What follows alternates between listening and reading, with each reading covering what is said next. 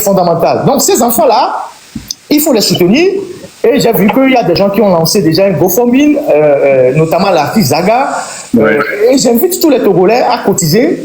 Il faut que nous cotisons. Il faut qu'à un moment donné, nous manions concret. Tout à l'heure, avant de rentrer dans le live, j'ai vu que Et donc, Amron a été arrêté dans la nuit du 26 au 27 mai dernier. Son arrestation, Ferdinand, était-elle prévisible?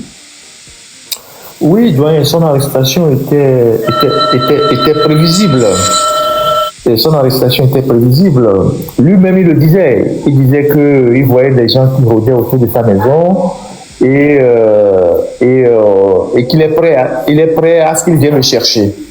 Mais avant de rentrer dans le fond, dans le vif du sujet, je voudrais juste dire quelque chose d'assez important. Lorsque Amron a franchi un pas décisif dans ses lives, il y a des gens qui m'ont beaucoup interpellé. La première question que les gens me posaient, est-ce qu'il est au Togo? J'ai dit oui, il est au Togo. C'est un fils d'un ancien officier. Est-ce que tu penses qu'il est sincère? Je dis, mais pourquoi vous posez ce genre de questions? Est-ce que tu ne penses pas que c'est une œuvre du pouvoir pour nous divertir? C'est ça. Et j'ai dit aux gens, vous êtes en train de faire quoi de sérieux et qu'il est en train de vous divertir? Parce que pour que quelqu'un vienne vous divertir, il faut que vous soyez en train de faire quelque chose de sérieux. Et aujourd'hui, on l'arrête et tout le monde s'indigne. Au Togo, les gens préfèrent applaudir les gens qui sont dans le cercueil ou qui sont en prison. Ils attendent que le pire vous arrive avant de se rendre compte que vous êtes vraiment sérieux dans ce que vous êtes en train de faire. Je le dis d'autant plus que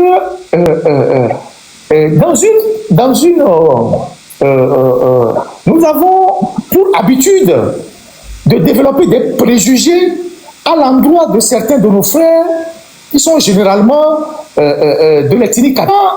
Des gens commencent par prendre la parole pour dire des choses. On commence par dire, ah, est-ce que vous êtes vraiment sûr qu'il est sérieux? C'est ce que les gens ont dit de Madame Nyakate.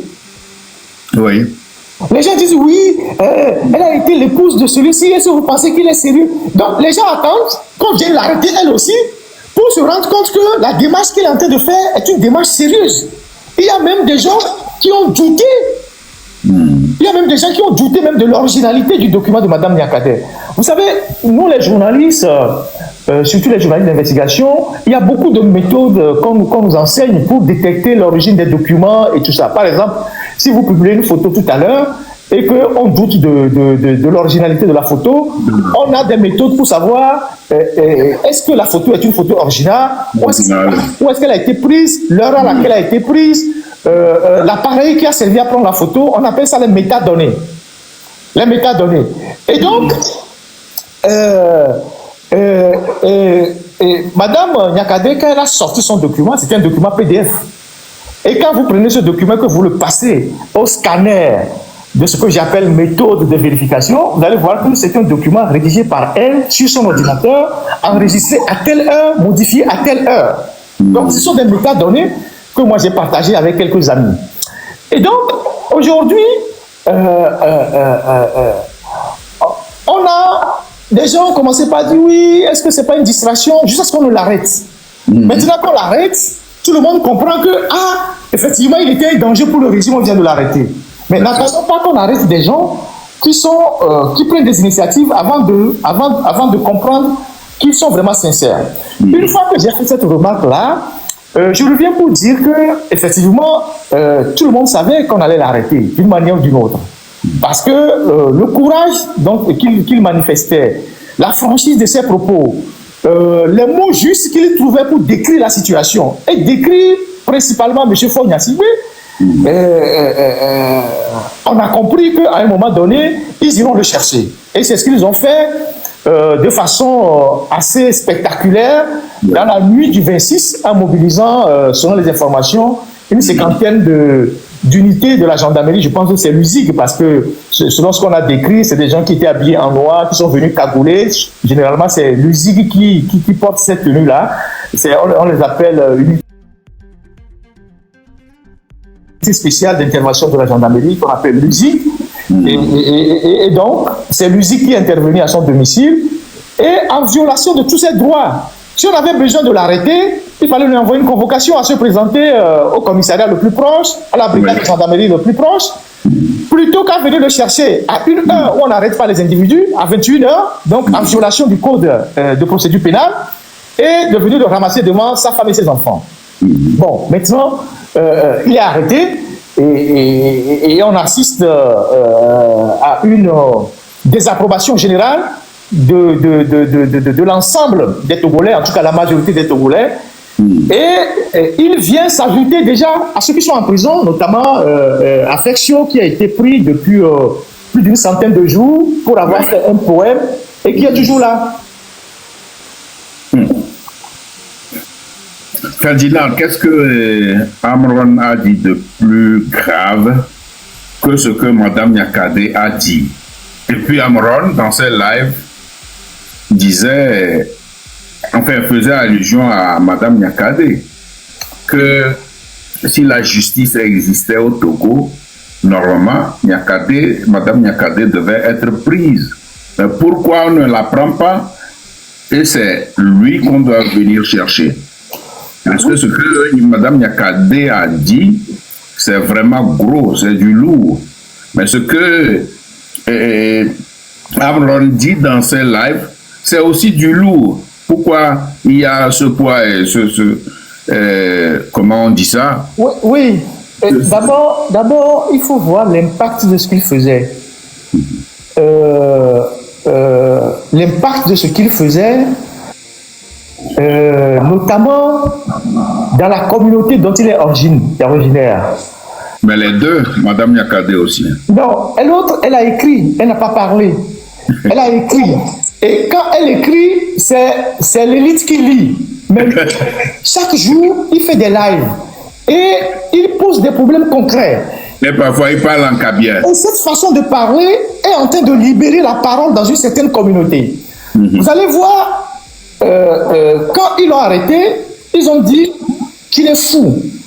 Oui. Il faut comprendre ce qui est derrière cette question de folie. Je devrais poser cette question. Allez-y. Il faut analyser ce qui se cache derrière cet argument qui consiste à dire qu'il n'est pas dans ses capacités intellectuelles et tout ça. En fait, le message subliminal qui se cache derrière cette histoire de dire qu'il est fou, c'est de dire un jeune Kabyle comme lui, s'il est normal, il ne peut pas parler comme ça du président de la République. Donc, vous, les jeunes Kabyle, il ne faut pas le suivre. En fait, c'est le message.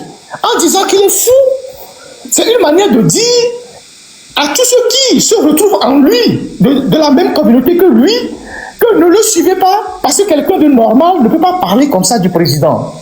Or, quand vous avez un président qui tue son peuple, quand vous avez un président qui affame son peuple, quand vous avez un président qui jette les gens injustement en prison, quand vous avez un président qui fait des choses qui ne respectent pas la Constitution, il n'y a pas d'autre mot pour le qualifier que le mot que Amron a utilisé. Oui. Moi, je ne peux pas avoir du respect pour un président qui tue. Je ne peux pas avoir du respect pour un président de rentrer au Togo pour enterrer sa mère. Je ne peux pas avoir du respect pour quelqu'un qui n'a aucun respect pour le peuple. Quand vous êtes en face d'un bandit, un bandit c'est un bandit. Il n'y a pas d'autre mot que de qualifier quelqu'un qui se comporte comme un bandit. Quelqu'un qui vole l'argent public est un voleur. C'est ça la réalité. Et donc, pour eux, le fait que Amron commence pas à avoir énormément, parce qu'ils ont ce qu'on appelle en journalisme le monitoring. Ils suivent les lives. Ils savent l'impact que les lives ont sur la communauté. Ils ont des cellules qui analysent les lives. Ils savent que la fougue avec laquelle Amron est en train de parler va créer une stimulation dans le milieu dont il vient. Parce que quand il parle de la ville de Kara, la ville qui est abandonnée, Pia qui est abandonnée. Donc, il est en train de constituer une icône pour ces gens-là qui vont suivre. Et ça marche. Donc, il faut le présenter comme quelqu'un qui n'est pas normal. C'est ce qui se cache en réalité derrière ce message qu'il faut passer dans l'opinion. La maman de Amron disait que son fils n'est pas fou. Ah, sa fille vient aussi d'enfoncer le clou. Mon papa n'est pas. Exactement. Mais vous savez que quand il a commencé par faire, ils ont mis la pression sur son père. Puisque son père était un ancien officier de la gendarmerie, ils ont mis énormément de pression sur son père. Je pense qu'à un moment donné, son père a dit, écoute, c'est mon garçon, il est déjà âgé, et il a son libre arbitre, il fait ce qu'il veut de sa vie. Amron même l'a dit, quand vous mettez la pression sur ses parents, mais que lui, il n'est pas redevable à ses parents. Une fois que son père l'a mis au monde, qu'il est grand, il fait sa vie comme il veut faire sa vie. Donc, il décide de faire ce qu'il a envie de faire. Et donc, je pense que la pression continue, parce que même s'il a été arrêté, la pression sur la famille, les parents continue, pour que, maintenant que c'est une réprobation mondiale de son arrestation, pour que, on puisse peut-être trouver une solution de sortie. C'est pour ça que, peut-être sa mère est revenue pour dire, elle regrette, je sais pas, elle demande pardon et tout ça. On sait comment ça se passe chez nous en Afrique. Vous savez, les dictateurs, c'est des gens qui sont très attachés aux symboles. Ils n'aiment pas qu'on touche à leur symbole. Et le dictateur a très mal quand vous touchez à son symbole. Et donc, pour moi, ce que cet artiste a fait jusqu'à présent est un travail phénoménal qu'il faut saluer. Et c'est pour ça qu'il faut continuer par le soutenir jusqu'à sa libération. Il faut continuer. J'ai vu qu'il y a des initiatives qui sont déjà prises parce que Amron, quand il est venu sur les réseaux, il a présenté ses enfants. Il a dit, voici mes enfants. C'est une manière de nous dire, si quelque chose nous arrive, il ne faut pas abandonner mes enfants. Il ne faut pas abandonner mes enfants. Moi, je suis déjà en train de me sacrifier. Et quand il a été arrêté, sa fille a pris la parole pour parler. On a eu de gros barons de Uni qui ont été arrêtés au Togo. Je n'ai jamais vu un seul de leurs enfants prendre la parole pour parler. Je n'ai jamais vu un enfant de Pacha, un enfant de Bodona, tout ça, prendre la parole publiquement pour dénoncer le fait qu'on était en train de commettre de l'arbitraire sur leurs parents. Mais le fait que sa fille a eu le courage de sortir pour dire, voilà, mon père n'est pas fou, tout ce qu'on reproche à mon père, c'est des conneries, mon père, il défend la liberté. Je pense que c'est fondamental. Donc ces enfants-là, il faut les soutenir. Et j'ai vu qu'il y a des gens qui ont lancé déjà un GoFundMe, notamment l'artiste Zaga. Et j'invite tous les Togolais à cotiser. Il faut que nous cotisons. Il faut qu'à un moment donné, nous manions concret. Tout à l'heure, avant de rentrer dans le live, j'ai vu que le GoFundMe qui est lancé hier, à ce soir déjà, on était à 147 dons. Donc, on était déjà à plus de 1300 euros, 5300 euros. En une seule journée, d'hier à aujourd'hui, 5300 euros, c'est déjà une très bonne chose. Et l'initiateur a mis la barre à 10 000 euros. Je pense qu'il faut aller même un peu plus. Il faut cotiser pour des événements de distraction. Les Togolais vont tapoter, cotiser. Mais si vous aimez vraiment le travail que Amron fait, il faut vraiment contribuer à aider ses enfants. Parce que vous savez, quand vous partez en guerre dans l'armée, tout le monde n'est pas courageux. Même quand en politique, tout le monde n'est pas au front. Ça se passe exactement dans la même manière dans l'armée. Dans l'armée, il y a ceux qui sont au front et qui font face à la puissance de feu. Et il y a ceux qui sont en soutien, qu'on appelle les régiments de soutien. Et il y a ceux qui viennent pour évacuer les blessés et les morts, pour soigner les blessés. Et il y a ceux qui sont à l'usine pour fabriquer des armes, pour soutenir ceux qui sont à la guerre. Que chacun évalue à quel niveau de la chaîne il peut être. Moi, je prends la parole publiquement. Il y a quelqu'un qui ne peut pas prendre la parole publiquement, mais cette personne peut faire quelque chose pour aider la lutte. Donc, il faut que chacun essaye de faire quelque chose pour aider cette lutte-là. Et j'invite l'ensemble de nos compatriotes qui pensent que Amron a fait quelque chose de positif à aller cotiser sur le GoFundMe là, à donner 10 euros, 5 euros, 20 euros, pour soutenir ces enfants-là. Parce que ces enfants ont besoin de soutien. Amron ne peut pas être en prison et que les enfants vont avoir des difficultés à manger à la maison. Déjà, c'est un artiste, on a bousillé sa carrière à cause de son engagement. Et donc, ces enfants doivent comprendre que les Togolais font corps avec eux. À défaut de rentrer dans la rue de façon de manière simultanée pour dénoncer son arrestation, on peut pour le moment commencer par donner des moyens à sa famille pour pouvoir supporter les enfants le temps qu'ils ne sortent de la prison. Donc, voilà ce que j'ai à dire pour le moment. Tout à fait. Et l'autre question que je voudrais poser, lorsque Amron faisait ses lives, il y a des milliers qui le suivent. Et même dans les commentaires, les gens disent, nous sommes derrière toi, qu'on vienne toucher à tes cheveux et nous sortirons. Mais on l'a arrêté et le lendemain, tôt le matin, à 8 h d'ici et 6 h du pays, j'ai allumé mon live pensant qu'au pays, les gens vont sortir pour soutenir Amron et faire quelques petites actions pacifiques, mais ça ne s'est pas passé. Mais comment est le Togolais? Pourquoi? Et déjà, le lien du GoFundMe est sur la page de, je pense, de Zaga et de certaines pages, vous pouvez le retrouver là-bas. Mais, Joël, vous savez, tout à l'heure, avant de commencer le live, j'ai rappelé votre parcours. Vous êtes une personne pétrie d'expérience qui a vécu beaucoup dans la lutte de notre pays. Vous êtes aussi un écrivain, donc quelqu'un qui a lu beaucoup. Et vous savez mieux que moi que la révolution ne se décrète pas. Non. La révolution ne se décrète pas. Mais pourtant, au Togo, on a eu plusieurs événements qui devaient pousser le peuple à se lever. Oui, c'est pour ça que je dis la révolution ne se décrète pas. Si vous voulez organiser une journée ville morte, ça c'est un acte isolé. Si vous voulez jouer les casseroles pour crier sur quelqu'un, c'est un acte isolé. Mais la révolution ne se décrète pas. La révolution, c'est un processus. C'est un processus parfois qui prend du temps. Et tant que les indicateurs, tant que les éléments qui doivent concourir à une déflagration ne sont pas réunis, ce qu'on appelle les escarmouches, les coups isolés, n'entraînent pas forcément la révolution. Aujourd'hui, nous sommes dans une phase de sensibilisation, de maturation, de conscientisation. Et donc, vous allez voir que l'arrestation de Amron a suscité une indignation générale. Donc, c'est cette phase de maturation qui continue. C'est cette phase de colère qui continue. Il arrivera des moments où cette phase de colère va dégénérer en révolte. Et la révolte va aboutir forcément à une révolution au moindre incident.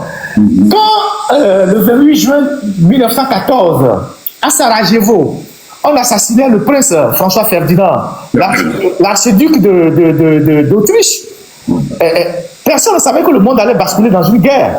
Mais les indicateurs, tous les éléments qui devaient concourir à une première guerre étaient déjà rassemblés. Ils attendaient juste la mèche. Et la mèche a été cet assassinat-là. Donc aujourd'hui au Togo, il y a un processus lent, mais qui est quand même assez, je ne sais pas comment dire, qui est un processus encourageant de prise de conscience de la population.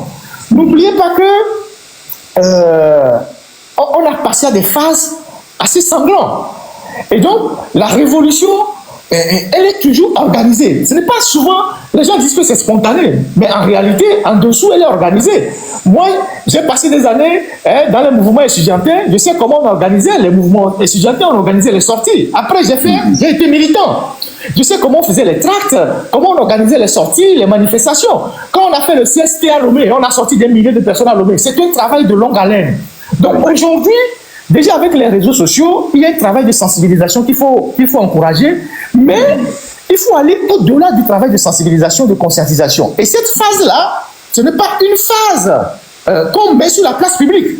Parce que quand vous mettez des petites cellules à l'université, vous mettez des cellules dans les syndicats, vous mettez des cellules parmi les dockers, vous mettez des cellules dans petites zones, vous mettez des petites cellules dans les villages, qui, eux, sont des cellules dormantes, vous ne venez pas les exposer sur la place publique. C'est vous seuls qui savez que ces cellules-là existent, qui sont entretenues, qui ont des mots d'ordre, et le jour où il y aura ce coup isolé ou cette escarmouche-là qui va mettre tout le pays en mouvement, ces cellules dormantes vont agir parce qu'elles sont déjà organisées. Donc, je vois des gens, j'entends des gens qui disent « Ah, pourquoi les Togolais ne sont pas sortis ?» C'est vrai que c'est une question légitime que les gens se posent. Pourquoi vous n'êtes pas encore sortis? Pourquoi vous n'êtes pas sortis? Mais les gens ne sont pas sortis parce que non seulement ils ne sont pas encore prêts, mais ils ne sont pas organisés. Si vous êtes dans l'armée et que vous voulez faire un coup d'État et que vous n'avez pas toutes les unités avec vous, si vous mettez la charrue devant le bœuf, on va vous écraser. Si vous n'avez pas toutes les capacités pour supporter un coup d'État, les autres unités vont vous tuer. Vont vous massacrer. Et donc, vous allez mêler une action suicidaire. Donc, ce qui va se passer au Togo dans les mois, les semaines ou les années à venir, ça va être l'ultime confrontation entre le pouvoir et le peuple, entre la majorité et la minorité. Et cette ultime confrontation-là, il ne faut pas la précipiter pour échouer. Il faut se mettre tous les atouts du côté du peuple, de manière à ce que le jour où ce sera vraiment ce jour-là, c'est que la minorité n'ait pas d'autre porte de sortie. Donc c'est un travail qui doit se faire de façon assez discrète. Moi, je parle aux étudiants, je parle aux syndicalistes. On a vu l'église catholique qui est sortie, c'est un maillon de ce que nous sommes en train de faire. Il y a des avocats qui ont été interpellés hier par une organisation. J'ai interpellé les francs-maçons. Toutes les couches de la société qui ont une influence sur notre société doivent être interpellées. Vous allez remarquer que dans le journal officiel, il y a de cela quelques jours, Fort a fixé des indemnités au chef canton. Désormais, chaque chef canton va recevoir 529 000 francs par an. En réalité, ça fait 44 000 par mois. 529 000 francs. Si nous avons 400 cantons ou bien 450 cantons, vous imaginez ce que ça coûte comme charge à l'État. Mais pourquoi Fort est obligé de voter de l'argent pour les chefs cantons? Parce qu'il veut les acheter. Chefs cantons, les gouverneurs, les sénateurs, etc. Il veut les acheter. Et vous savez que le canton c'est aussi une autre invention du colon. C'est le colon, c'est l'administration coloniale qui a créé les cantons. Les cantons, pour avoir des interlocuteurs vis-à-vis des populations. Donc c'est à partir des chefs cantons que l'administration coloniale mettait la main sur les populations. Selon que tu sois pour l'administration coloniale ou pas, le gouverneur mettait la main sur les populations. Et donc aujourd'hui, la dictature fait pareil. Elle rétribue les chefs cantons pour que les chefs cantons servent d'abord d'indicateurs. C'est-à-dire, quand je parle d'indicateurs, des agents de renseignement. Ensuite, que les chefs cantons, vous savez que certains chefs cantons interdisent même des manifestations dans leur localité. Oui. Et donc, ce sont des alliés du régime. C'est pour ça que le régime les entretient. C'est pour ça que le régime les entretient. Et donc, quand Fort augmente les indemnités des chefs cantons, c'est une manière de leur dire, écoutez, il faut que vous m'aidiez à garder le pouvoir. Et donc, c'est tout ça que nous devons détricoter. C'est tout ça que nous devons détricoter. Et donc, c'est un travail qui va prendre un peu de temps. Je comprends la patience des gens qui disent tous les jours pourquoi les Togolais ne sortent pas, pourquoi les Togolais ne sortent pas. Mais pour que les gens sortent dans une manifestation, il faut préparer la manifestation. Il faut préparer. Vous savez, je vais vous raconter une petite histoire. Nous étions étudiants très bouillants à l'époque. Quand on avait au moins une quinzaine de mois de bourse, ça nous chauffait énormément à l'université. Et on était dans des manifestations, dérangeait, on prenait la rue, on sortait, on bloquait la rue de Lomé 2, Yadema ne pouvait pas passer. Et puis, l'après-midi, on vient afficher sur le campus que Yadema vient sur le campus le lendemain. Qu'est-ce qu'on fait? On se concerte. Le téléphone portable venait de sortir, on se concerte. Et on s'est dit que si Yadema vient sur le campus le lendemain, nous, étudiants, on va l'arrêter. C'était un projet de naïf, hein? Mais je vais vous dire comment ça s'est passé. Vous voyez le château d'eau qui est à côté de la présidence de l'université au campus Nord. Oui. Nous nous sommes réunis là-bas à 1h du matin pour élaborer notre stratégie. On avait des coupes-coupes, on avait des trucs. La nuit, hein, on s'est retrouvés là-bas, il y avait des filles parmi nous. Et on a élaboré notre stratégie sur ce château-là. Comment on va se positionner sur le campus, comment on va écrire les pancartes, Où est-ce qu'on va entreposer les pancartes? Où est-ce qu'on va les prendre quand il y a des mains venues? Comment on va animer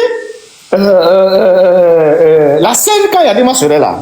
Et nous sommes rentrés à la maison vers 4 h du matin. Après, on s'est lavé, on revient au campus. Le campus n'était pas clôturé. Et on voit dans les maïs les chars.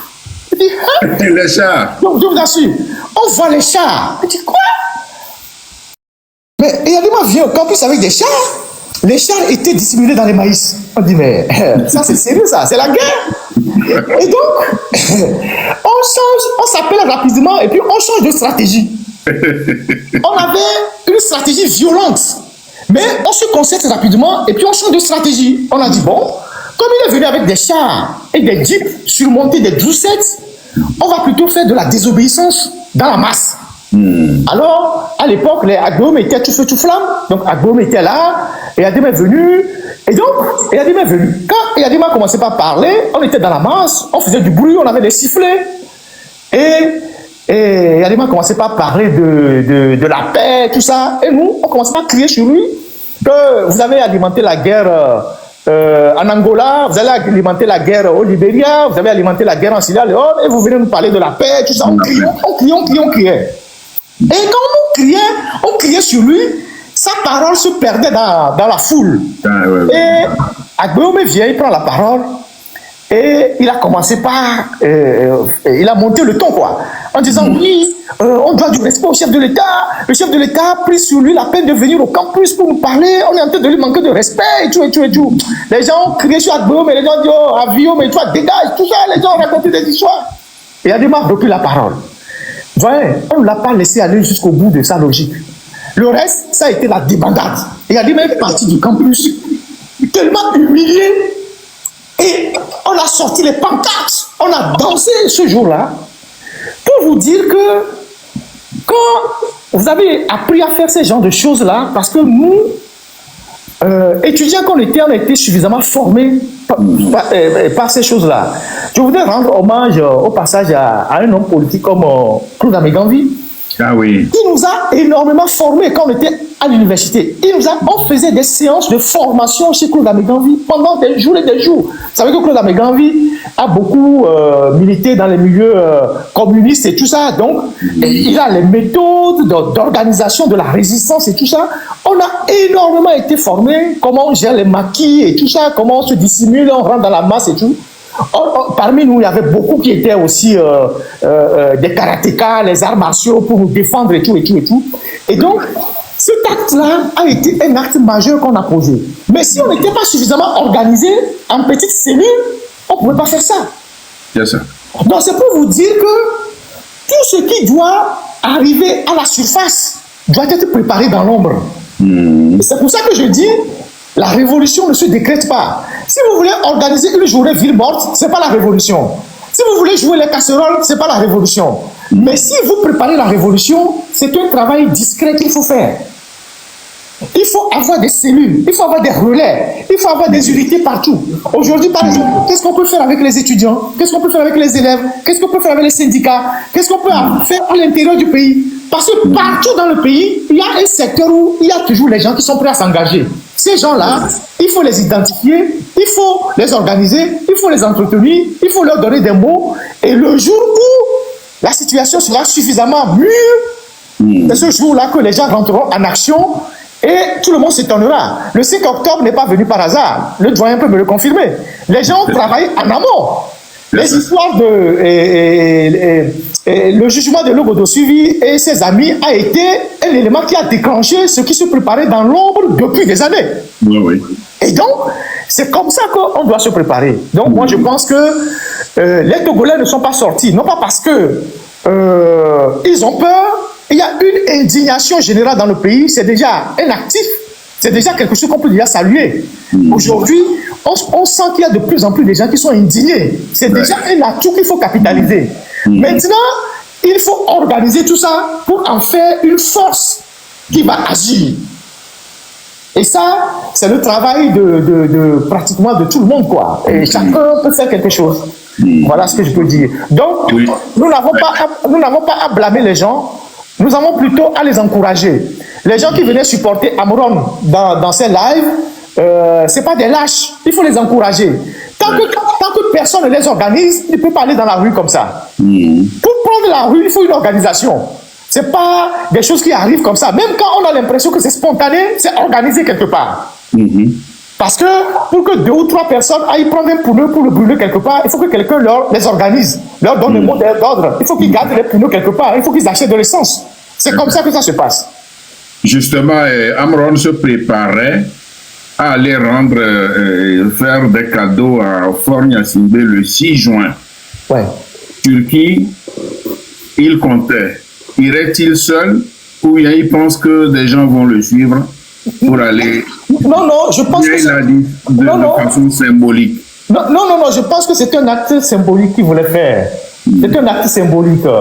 C'est un acte, il a lancé un appel à un acte symbolique. Je ne pense pas que dans son entendement, il voulait jouer le Rambo en allant dans la rue pour que les autres le suivent. Mais je pense que c'est un acte symbolique qu'il voulait faire. Disons, voilà, le 6 juin, c'est l'anniversaire de Fort Gnassingbé. Chacun peut faire quelque chose pour manifester sa désapprobation. Je peux mettre un foulard noir, un bandeau noir sur la tête pour dire je ne suis pas d'accord, un bandeau rouge. Je peux jouer peut-être une casserole quelque part. Je peux faire ci, je peux faire ça. Je pense que c'est dans ce sens-là qu'il a dit. Il ne disait pas d'aller dans la rue pour faire quoi que ce soit. Bon, je comprends que certains ont compris cette initiative au premier degré. Mais je pense que, sincèrement, il voulait quelque chose de symbolique. Il voulait quelque chose de symbolique. Merci Ferdinand, je crois que nous sommes arrivés à la fin de notre entretien. Et quel est le mot les conseils que tu donnerais à la diaspora et puis aux populations togolaises dans ces situations-là? Non, ce serait prétentieux que je donne des conseils à la diaspora et aux gens. Je ne suis pas dans cette posture-là, doyen. Je ne suis pas dans cette posture. Pour moi, le plus important, c'est de continuer par... Mais moi, je pense que vous l'avez déjà fait en demandant aux gens de cotiser. Oui, déjà, il faut cotiser, ça je peux le rappeler. Il faut cotiser pour aider les enfants de Amron. Il faut que, pour une fois, qu'on prouve aux gens que nous ne sommes pas là seulement pour agir pour les choses qui sont futiles, les choses de la distraction. Quand on a un combattant qui décide d'aller au charbon au prix de sa vie pour le pays, il faut que des gens qui sont derrière puissent soutenir sa famille. Donc, moi, j'estime que ceux qui ont lancé le GoFundMe, il faut donner de l'argent. Moi-même, je vais participer. Il faut que les Togolais participent, qu'ils donnent de l'argent. Selon ce que chacun a. Au moins, ça permettra aux enfants de Amron de comprendre que leur père n'est pas abandonné. Donc, il faut aller sur le lien, je pense qu'il est sur la page de Zaga, et je pense que d'autres personnes ont partagé ça, pour donner ce que vous avez à donner. Il y a un système même qui garantit l'anonymat de ceux qui donnent l'argent. Si vous ne voulez pas que votre nom apparaisse, vous pouvez donner de l'argent dans l'anonymat total. Ceux qui sont au pays, ceux qui sont dans la diaspora, allez cotiser. Dimanche, quand je vais faire mon live, je vais continuer par lancer un appel pour que les gens cotisent. Ils ont dit 10 000 euros en 10 jours. Et aujourd'hui, on est déjà à presque 5 500 euros. Un jour après, je pense qu'en 3 jours, il faut qu'on boucle les 10 000 euros et qu'on aille encore beaucoup plus pour montrer que nous sommes capables de mettre la main à la poche pour changer notre pays. Je pense que c'est ce qu'il faut faire. Après, pour la lutte, chacun essaie d'apporter sa pierre avec nos qualités, nos faiblesses, avec, je ne sais pas quoi dire, avec les risques que nous courons. Les risques que nous courons, mais chacun essaie d'apporter sa pierre.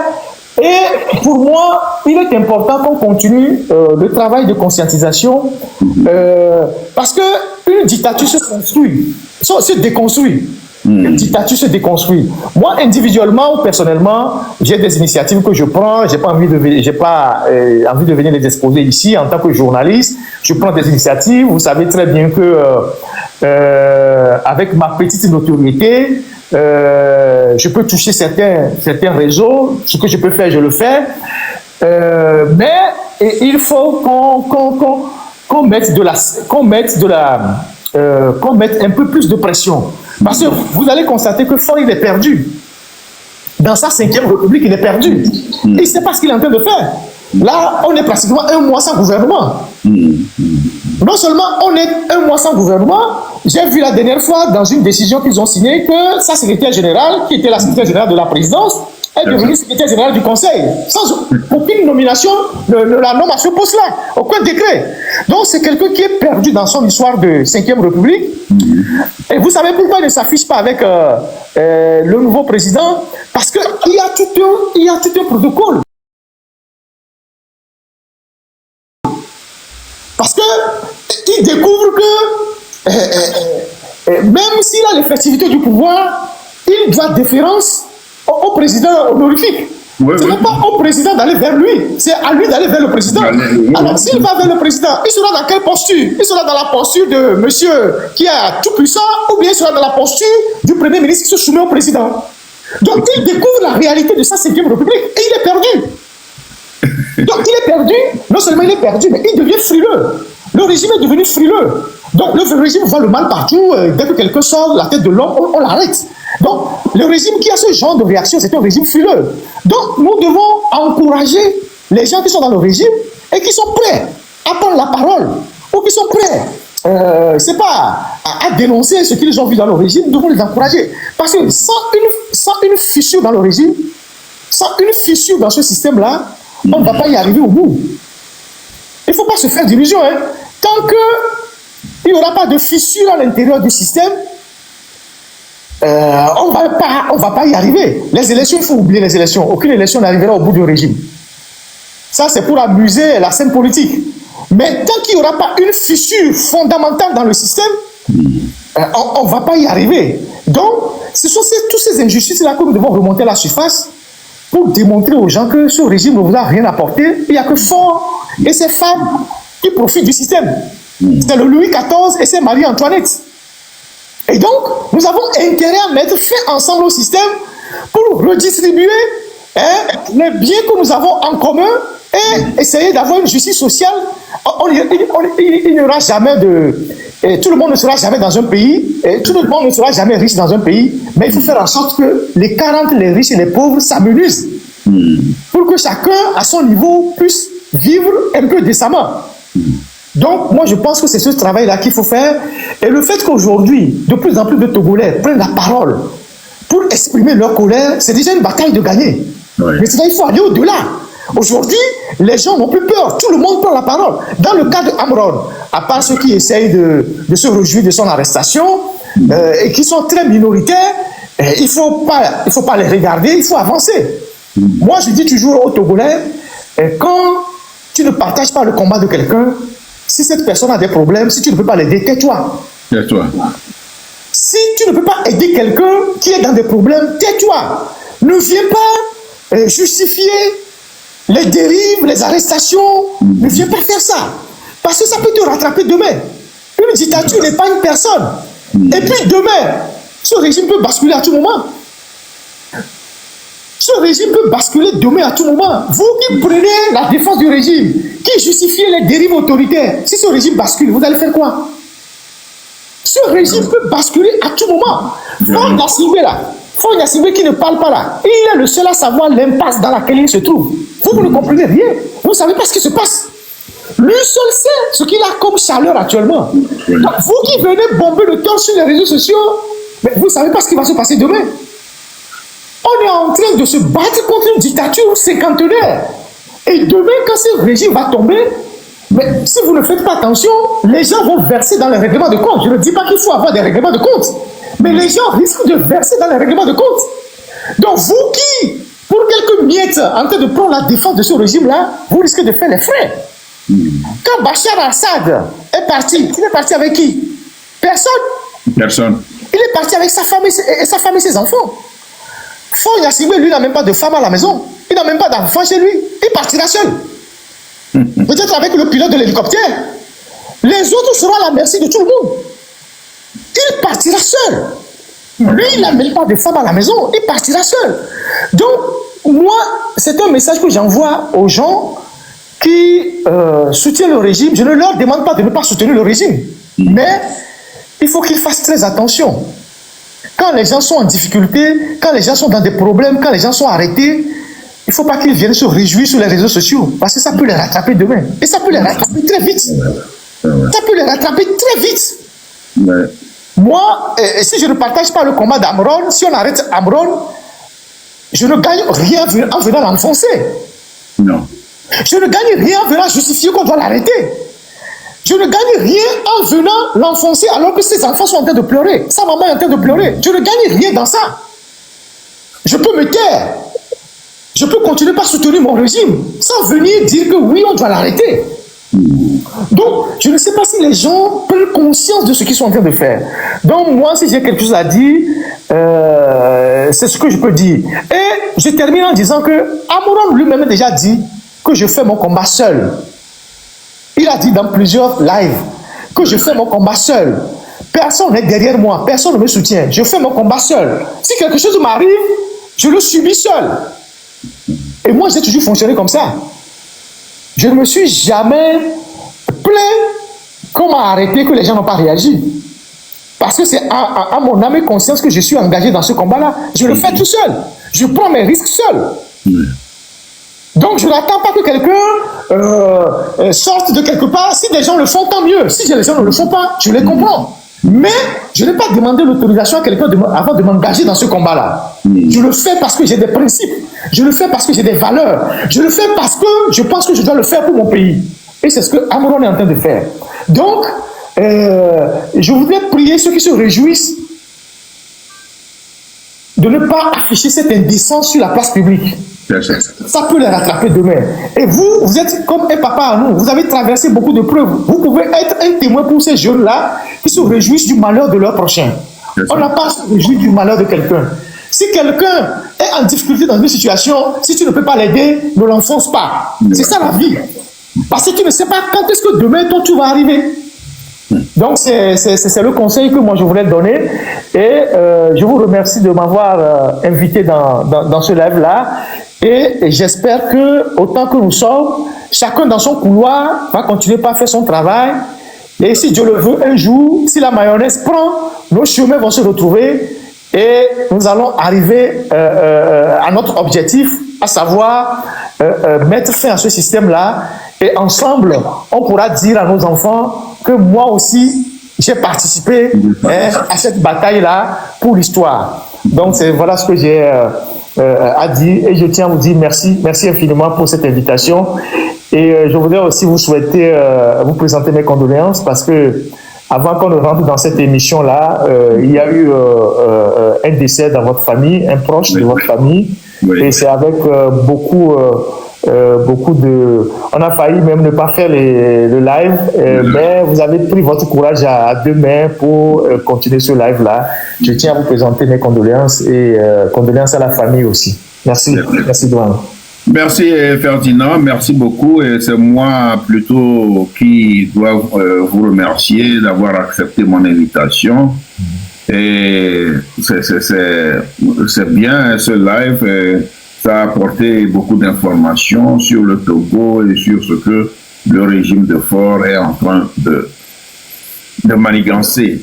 De toutes les façons, nous arriverons un jour à mettre à bouter hors du danger ces gens qui piétinent le peuple. Grand merci. On va y arriver. Le temps qui leur reste est plus court que le temps qu'ils ont passé.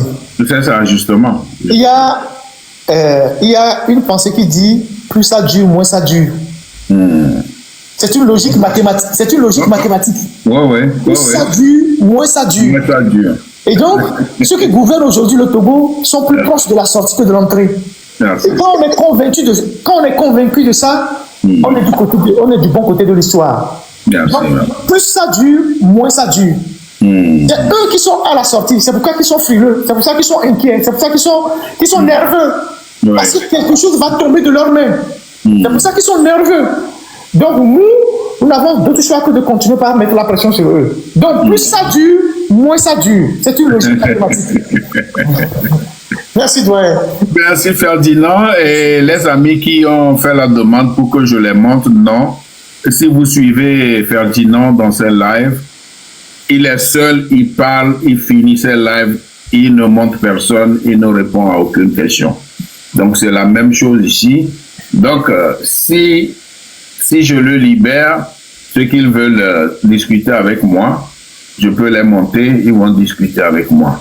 Mais pour le moment, on va libérer Ferdinand.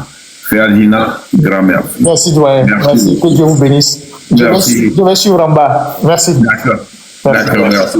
Bon Merci. courage. Ouais.